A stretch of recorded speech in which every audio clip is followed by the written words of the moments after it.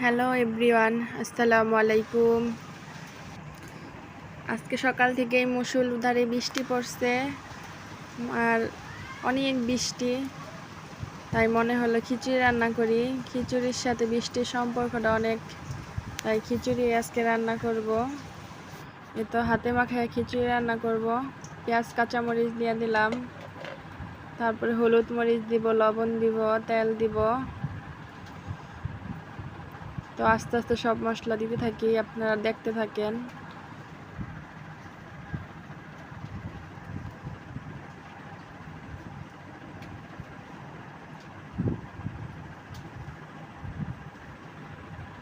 পুরনো কথা আবার মনে করিয়ে দেই, ভিডিওটি যদি একটু ভালো লেগে থাকে তাহলে লাইক করবেন, কমেন্ট করবেন এবং প্লিজ শেয়ার করে দিবেন আর সাবস্ক্রাইব করে দিবেন অবশ্যই।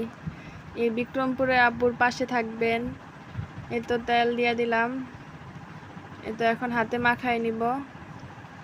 সুন্দর মতো মাখাইলে একটা সুন্দর একটা ফ্লেভার আসবে হাতে মাখাই করলে। এটা হাতটা নাকের সামনে নিলে সুন্দর একটা ঘ্রাণ আসে।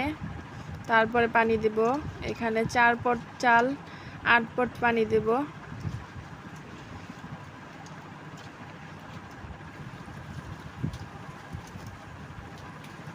তো আমার মাখা শেষ, এখন পানি দিয়ে দিব।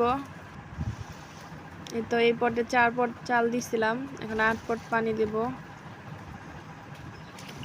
আমি খিচুড়ি রান্না পোলাও রান্নাতে কাঁচা, যেহেতু আমি নতুন রাঁধুনি।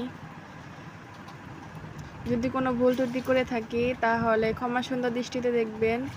রান্না আমি শিখাই না, রান্না আমি যেটা নিজের জন্য করি সেটাই আপনাদের মাঝে শেয়ার করি।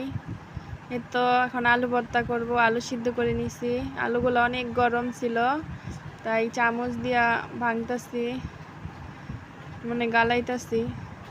মানে আলুগুলা সুন্দর মতো গালাই নিতেছি।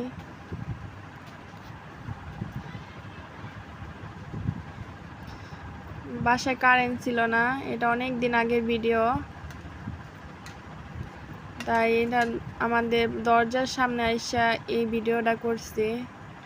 সেদিন অনেক বৃষ্টি ছিল তাই দরজার সামনে আইসা এই ভিডিওটা করছি। তো পেঁয়াজ ভাজা নিছি আর শুকনা মরিচ ভাজা গুঁড়া করে নিছি, এগুলো সুন্দর মতো মাইখা নিব। একটু লবণ দিয়ে ভালো মতো মাইখা দিয়ে চেক করে দেখি যে লবণই দিই নাই, কম হয়ে গেছে, তারপর লবণ আবার দিয়ে নিলাম। তো ইলিশ মাছ ভাজবো খিচুড়ির সাথে। ইলিশ মাছ, আলু ভর্তা আর আচার না হলে কি জমে। এই তো হাজবেন্ডে বাটি বইরা দিয়ে দিলাম, উনি ঢাকা যাইব, উনি ঢাকা চাকরি করে। এই তো বাটি গুছাই দিলাম। সবাই ভালো থাকবেন, সুস্থ থাকবেন, সবাই আমার জন্য দোয়া করবেন। আসসালামু আলাইকুম।